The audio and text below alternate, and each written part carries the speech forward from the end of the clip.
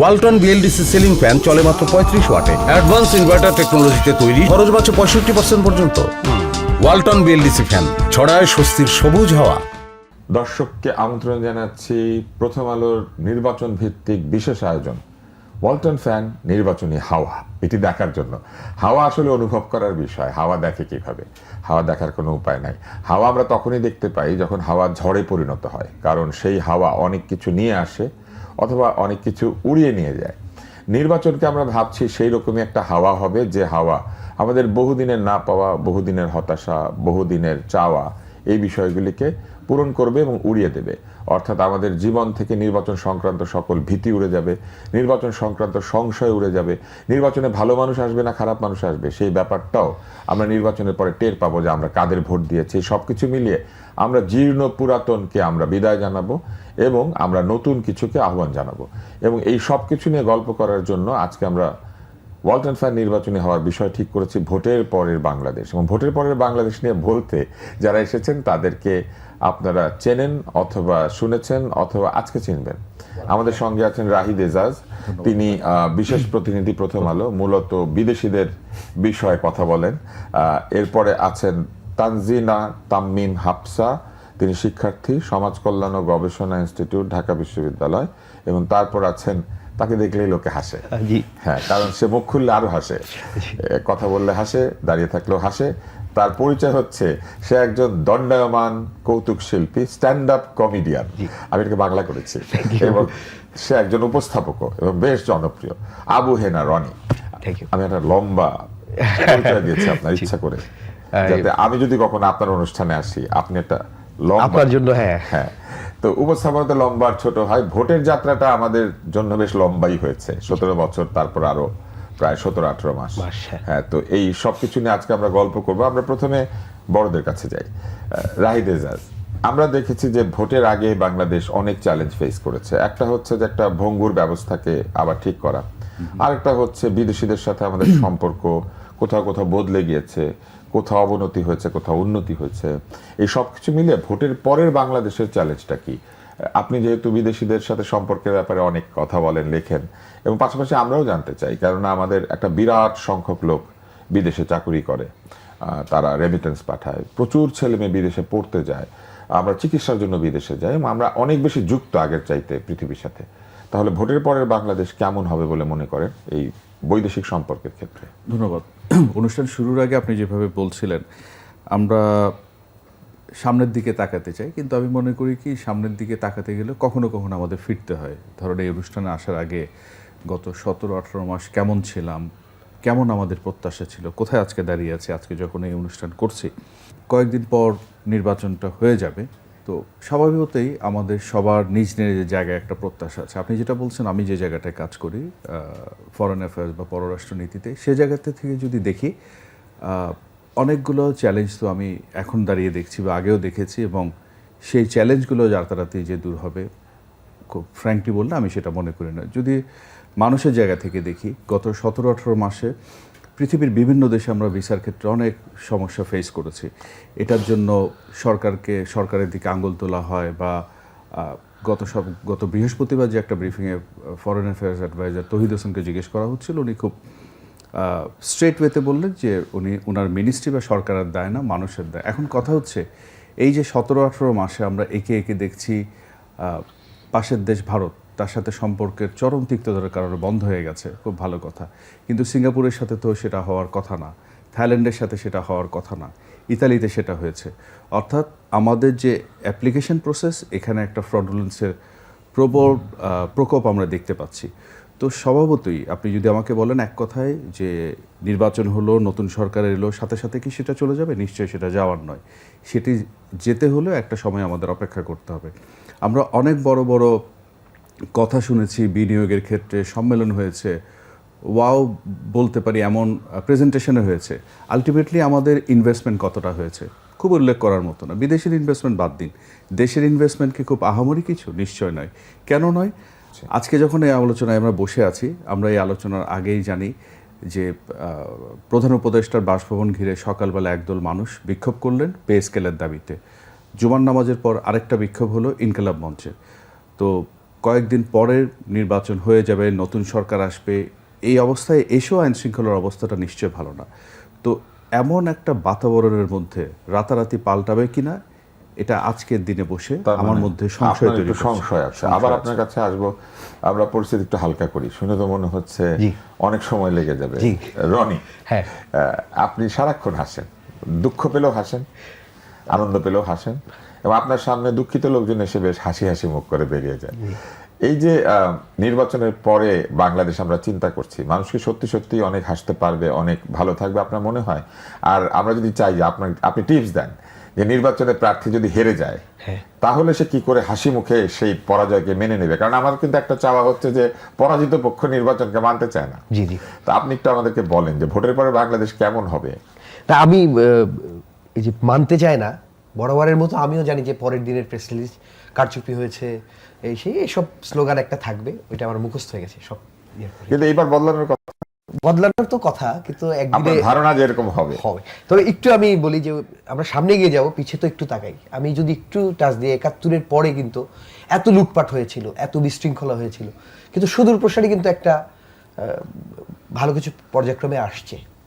তো আমি বলবো যে এই পরিবর্তনের পর একটু ডামাডোল চলছে। আসলে উনি তো একা এসছে, যার পাশে তো অনেক এলোমেলো লোকজনই আছে। তো আস্তে আস্তে পরিবর্তনটা আশা করি আসবে, এইটুকু প্রত্যাশা করি। উনি কি আমাদের প্রধান উপদেষ্টা? প্রথম প্রশ্ন। কিন্তু আশেপাশের লোকজন তো তার মতোই লোকজন, তারা সবাই শিক্ষিত, তারা উচ্চ রুচি সম্পন্ন, মার্জিত, কিন্তু আমাদের জনগণ সেরকম মার্জিত আচরণ করছে না বা করলো না। আপনার কি মনে হয় তারা এই জোকস দেখে না, সেজন্য তাদের এই অবস্থা হয়েছে? রেগুলার যদি সকালবেলা একটা করে জোকস বলতো অথবা শুনতো, তাহলে মনটা উৎফুল্ল থাকতো। এবং আসলে উচিত, আমরা সাংস্কৃতিক অঙ্গন থেকে অনেকটা পিছিয়ে, আমাদের একটু আরেকটু কালচার হওয়া উচিত, আরেকটু সামাজিক হওয়া উচিত। মানে রাগ তারা নিয়ন্ত্রণ করতে পারে না। না। জোকস কি রাগ নিয়ন্ত্রণ করতে পারে? পারে, অনেক পারে। নির্বাচনের পরে কি আমরা বলবো যে প্রতিদিন সকালবেলা একটা করে হাসি বা আনন্দের কিছু দেখেন? আপনি আমাদেরকে একটা গল্প শোনাবেন, আমি আপনাকে সময় দিই, চিন্তা করেন। হ্যাঁ, এবং গল্প শুনে আমরা সবাই হাসবো, আপনাকে আমি কথা দিচ্ছি, কোনো অসুবিধা নাই। তানজিনা তামিম হাফসা, আপনি তরুণদের প্রতিনিধি বয়সের কারণেই, এবং একই সাথে আপনি একজন অ্যাক্টিভ মানুষ, সমাজ কল্যাণ বিভাগে পড়াশোনাও করেন। নির্বাচনের পর আপনার কি মনে হয় ভোটের পরে বাংলাদেশ কেমন হবে? দেখুন, প্রিসিয়াসলি যদি বলতে যাই, আমরা কিন্তু ভোটের পরে যে বাংলাদেশটা, সেটা কিন্তু আমরা চাই যে একটু সুন্দরভাবে হোক, বা আগের যে একটা চিরচরিত যে কালচারগুলো, আমাদের রাজনৈতিক কালচারগুলো ছিল আমাদের সোসাইটিতে, তো সেগুলো থেকে একটুখানি বের হয়ে এসে তারা হচ্ছে একটু মানে তাদের মধ্যে একটু মানবিকতা রেখে তারা হচ্ছে তাদের অপোনেন্ট যারা থাকবে, যারা হচ্ছে আশেপাশে মানুষ থাকবে, তাদের কথা একটু ভাববে।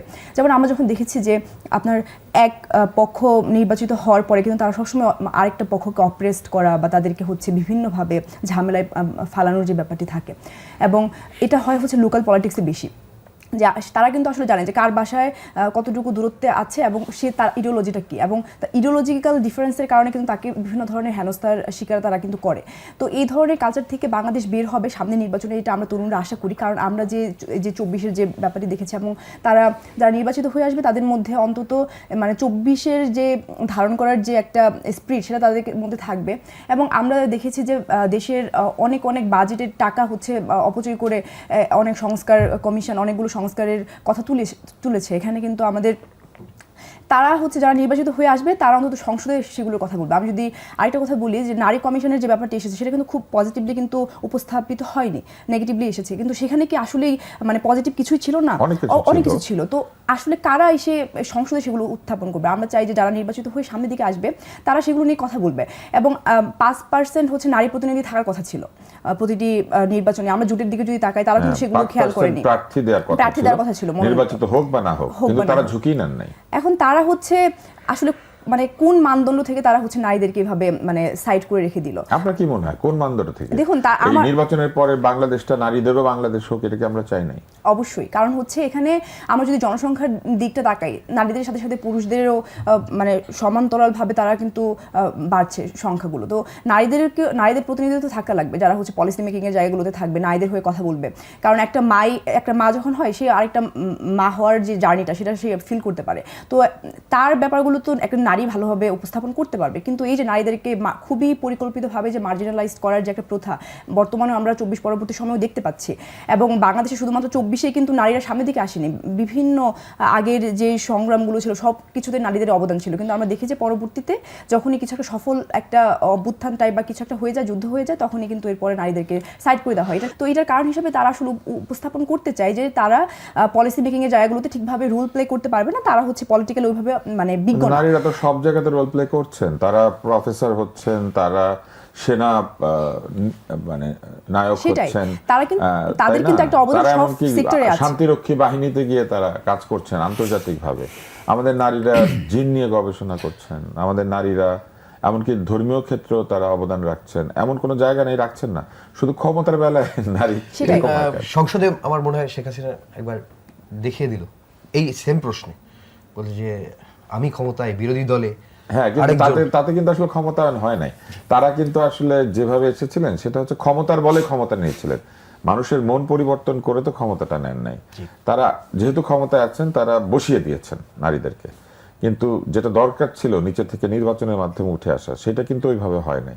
পছন্দের ভিত্তিতে নারীরা এসেছে সব জায়গাতেই, এমনকি কোথাও কোথাও পুরুষ আত্মীয়ের প্রস্থান অথবা তার মৃত্যুর কারণে তারা এসেছেন, পারিবারিকভাবে এসেছেন সবগুলো আগে আমরা যারা তো ছিল চাই হাফসার মতো মেয়েরা, যার বাবা মন্ত্রী হয় নাই কোনোদিন, হয়তো আমি জানি না অবশ্য আপনার বাবা মন্ত্রী হতে পারে না, হয় নাই কখনো, হয়তো সেও মন্ত্রী হতে পারবে বা সংসদ সদস্য হতে পারবে তার যোগ্যতা দিয়ে। এইটা কেন হচ্ছে না আপনার কাছে আসবো। রাইজা, আমরা আরেকটা বিষয় লক্ষ্য করেছি যে অনেকেই বলার চেষ্টা করেছেন যে আমাদের বাংলাদেশের মানুষ ভালো না, যেটা আপনিও বলেছেন, আমরা ভালো না বলেই বিদেশের সঙ্গে আমাদের সম্পর্ক খারাপ হচ্ছে। কিন্তু তাহলে কূটনীতির কাজটা কি? কারণ আমাদের চেয়েও আবার দুষ্টু দেশ আছে, তাদের বেলা আমরা দেখছি যে পৃথিবী অনেক নমনীয়। তো সবাই আমি বিষয়টা এভাবে বলি, আমি মানুষ খারাপ, আমি আমাদের দেশকে দুষ্টু বলি না, না, না, কিন্তু আমি ধরেন এই যে হ্যাঁ, বলা হচ্ছে মানুষ বলা হচ্ছে জালিয়াতি করি জালিয়াতি আমরা। হ্যাঁ, করছে। কিন্তু আমি একটা খুব উন্নত দেশে গিয়ে দেখেছি যে সেইখানে জালিয়াতি রীতিমতো ব্যবসা আছে, মানে বললে পরে পাসপোর্ট বানিয়ে দেয়, খুবই উন্নত দেশে। হ্যাঁ, তো ওই জায়গাতে আসি, ধরেন স্ক্যাম সেন্টারের গল্প আমি জানি, আপনিও জানেন। আমি খুব অবাক হয়েছি, দুবাইতে ইঞ্জিনিয়ার একজন দুবাই থেকে সে স্ক্যাম সেন্টারে গিয়ে ট্র্যাপড হয়েছে। কাজেই ইঞ্জিনিয়ার তো যে কেউ, আমি তো ইঞ্জিনিয়ার, হ্যাঁ, ডার্ক ওয়েবে এই ধরনের জাল জিনিস অর্ডার দেওয়া যায় পৃথিবীর যে কোনো তারপরে আমেরিকা থেকে হ্যান্ডকাপ পরে আসলো একজন অনুষ্ঠানে, আমি এটুকু এডিট করে বলতে পারি, আমি শুনে অবাক হয়েছি 75 লাখ টাকা খরচ করে একটা প্রাইভেট ইউনিভার্সিটির একজন গেছে এবং সে আমার সাথে অফ দ্য রেকর্ড কথা বললো, কিন্তু অন রেকর্ডে কিছুই বলবেন না, এবং আমিও সেটা সাংবাদিক হিসেবে ইথিক্যাল জায়গা থেকে আমি সেটা করতেও পারি না। এখন এই যে প্রসেসটা আপনি যে কথাটা বলছেন, আমাদের অনুষ্ঠানের শিরোনামটা হচ্ছে কেমন বাংলাদেশ, ভোরের পরের বাংলাদেশ। আমি শুরু করেছি অনেকটা পেসিমিস্টিক টোনে, রনি হয়তো আমাদের হাসাবেন, একটা গল্পও বলবেন, হাফসার কাছে আমরা পজিটিভ কিছু শুনতে চাই। আপনি যে বলছেন কূটনীতির কাজটা কি বা সরকারের কাজটা কি, গত 17 বছর বাদ দিন, 17 মাসে বা তারা কি করলেন, ধরা যাক আমরা যখন আজকে বসে আলোচনা করছি, এই 17 মাসে তাদেরও তো দায়িত্ব ছিল। আপনি 3 মাস পারলেন না, 6 মাস পারলেন না, 1 বছর পারলেন না, তার মানে পুরো টেনিউরটা কাটিয়ে দিলেন, অবস্থা খারাপ থেকে আরও খারাপ হয়েছে। এই যে মানুষ, আমরা তো মানুষ নিয়ে কথা বলছি, আপনি একটু আগে বলছেন যে আমরা এমন একটা বাংলাদেশ চাই যেখানে আমরা সত্যিকার অর্থে আজকে যে আলোচনা করছি এবং যেই পরিবর্তনের জন্য 5ই আগস্ট হয়েছিল সেটি আদৌ আসবে কিনা। মানুষ প্রাণ দিয়েছে, ধরা যাক হতাহত হয়েছে। হ্যাঁ, আপনি আলোচনা সূত্রধর, কিন্তু আপনাকে হয়তো আমি পাল্টা প্রশ্ন ছুড়ে দিচ্ছি, আপনার দুটা টক শো দেখে মনে হয়েছে অনুষ্ঠানের আগেও বলছেন, আবৃত্তি বলুন, গান বলুন, স্ট্যান্ডিং কমিটি বলুন, সেটা শিল্প, বিতর্ক শিল্প হিসেবে আপনারা যখন বিতর্ক করতেন এবং সৃজনশীল একটা জিনিস ছিল, আমরা সেটা চেয়েছেন, সেটা যে আপনি করতে পারেননি আপনার দুটা টক শোতে, বিশেষ করে আলাপ বলে একটা প্ল্যাটফর্মে আমি করতে পারি না, আমি যেটা চেয়েছেন, হ্যাঁ আপনি যেটা চেয়েছেন যেভাবে চেয়েছেন, অর্থাৎ তর্ক বিতর্কটা কিভাবে ভাষার পরিবর্তন নেগেটিভলি, তর্ক বিতর্কটা হবে একে অন্যকে শ্রদ্ধা করবে, রেসপেক্ট, সেই রেসপেক্টের জায়গা।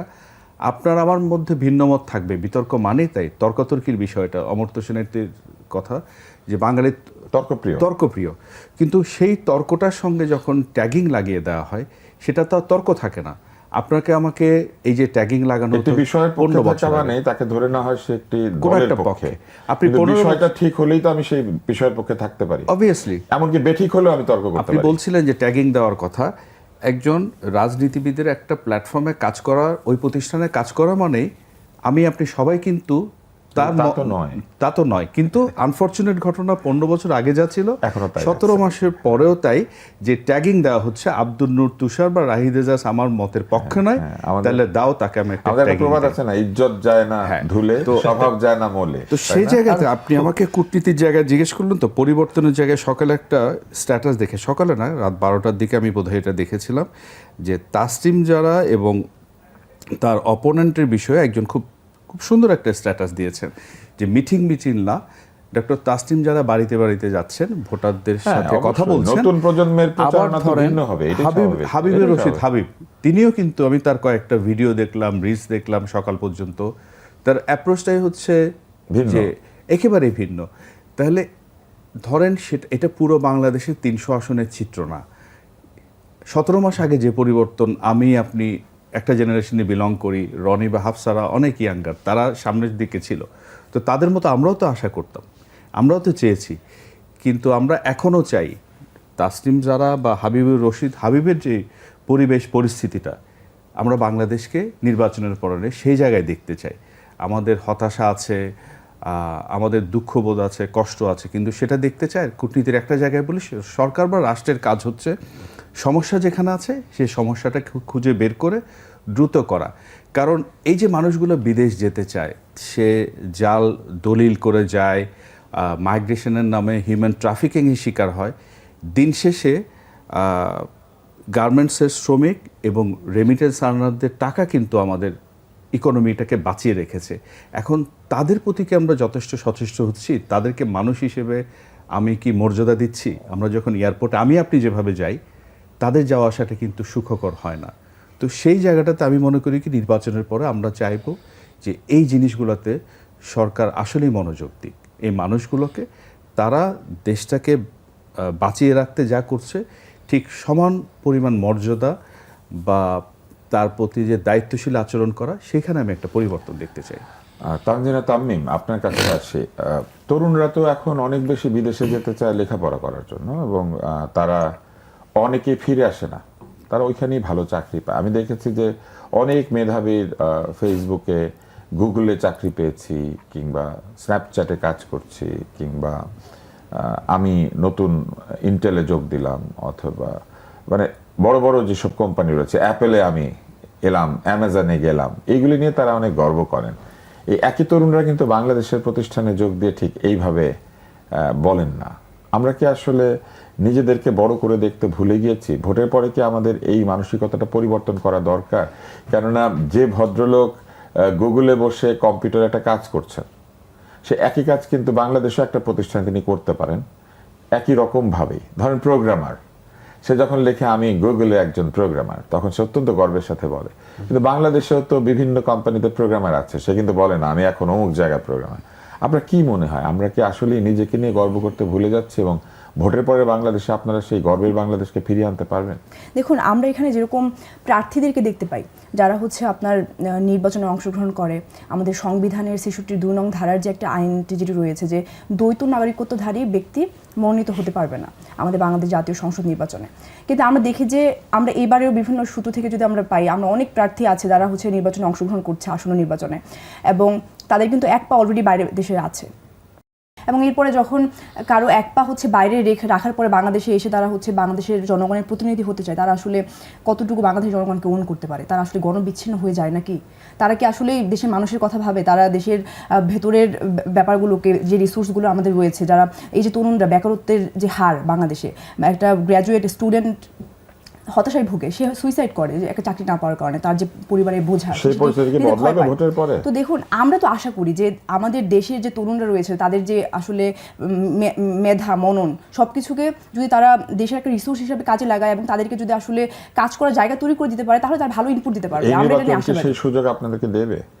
দেখুন, আমরা আশাবাদী যে আমাদেরকে এই সুযোগটা দেওয়া উচিত, এবং এই যে ধরেন যে করাপশনের যে বিষয়টি থাকে, যেটি এতদিনও ছিল, তো তারা যাতে হচ্ছে এই ব্যাপারে নমনীয় হয়, দেশের মানুষের কথা চিন্তা করে, দেশের কথা যাতে চিন্তা করে। আমরা দেশের বাইরে গিয়ে একটা হচ্ছে তুষারে একটা ছবি দিয়ে অনেক বেশি গর্ববোধ করি, কিন্তু আমাদের দেশের যে আসলে এই যে এনভায়রনমেন্ট, দেশের ব্যাপারগুলো নিয়ে ভাবা, একটা ময়লা আমি রাস্তায় ফেলবো কিনা, সেই ব্যাপারগুলো যদি সচেতনতা বাড়ানো, তো এইগুলো নিয়ে তো আমরা ভাবতে পারি, আমাদের দেশকে সুন্দর করতে পারি, তাই না? আমাদের দেশকেও তো আমরা বাইরে অনেক সুন্দরভাবে অনেক কাজ রয়েছে। ভোটের পরে বাংলাদেশে আপনি আশা করছেন যে অনেক ইতিবাচক পরিবর্তন ঘটবে এবং সেই ইতিবাচক পরিবর্তন আমাদের জীবনকে স্পর্শ করবে।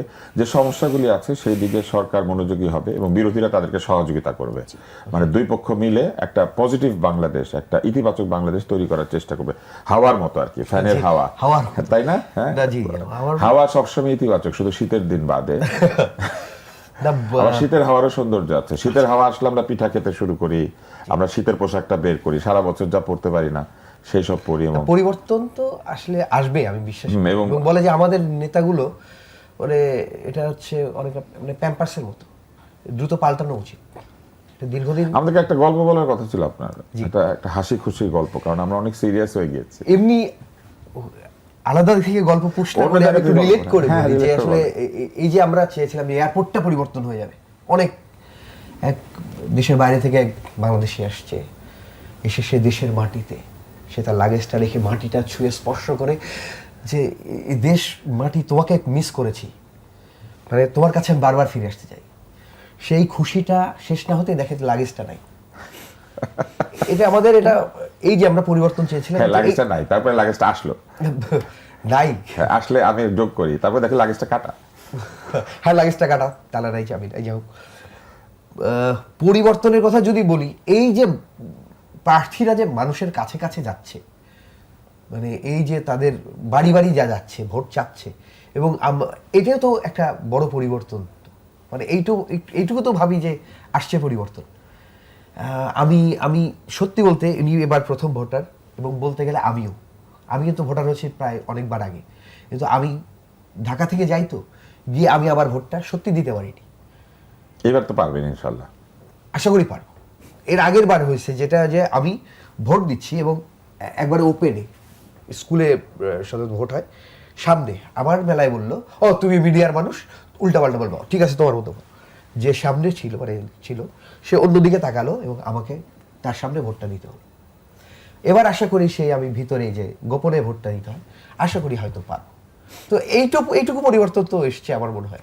হ্যাঁ, নিশ্চয়ই আমরা একটা পজিটিভ বাংলাদেশের চিত্র দেখতে চাই। আমরা দেখতে চাই যে নির্বাচনের আগে প্রার্থীরা যেরকম আমাদের সঙ্গে সুন্দর হেসে হেসে কথা বলছেন, নির্বাচনের পরও সেই রকম কথা বলবেন এবং তখন তারা গম্ভীর হয়ে আমাদের কথা শুনবেন। আমরা তাদের কাজের কারণে হেসে হেসে তাদের সাথে কথা বলবো, কারণ তারা আমাদের সঙ্গে অনেক ভালো কিছু আচরণ করবেন এবং আমাদের সমস্যা দূর করার চেষ্টা করবেন। তো নির্বাচন নিয়ে তো অনেক গল্প আছে, আমি বরং আপনাকে একটা গল্প শোনাই। জি জি, এটা হাসি গল্প নাও হতে পারে, কিন্তু আপনারা অবশ্যই হাসবেন, কারণ এই অনুষ্ঠানে আমি সবকিছু ঠিকঠাক করছি, আপনারা না হাসলে আমি এটা বাদ দিয়ে দিব।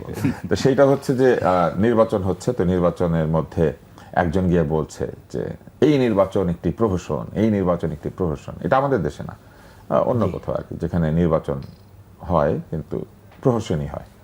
তো এই নির্বাচন প্রহসন বলে সে খুব চিৎকার করছে। তো নির্বাচনের পর তাকে ধরে নিয়ে যাওয়া হলো। তখন ধরে নিয়ে যাওয়ার পর তার শাস্তি হলো। শাস্তিটা কি বললো, পাবলিক প্লেসে দাঁড়িয়ে আপনি যে চিৎকার চেঁচামেচি করছিলেন এইটার জন্য আপনার সাজা হয়েছে 1 বছর।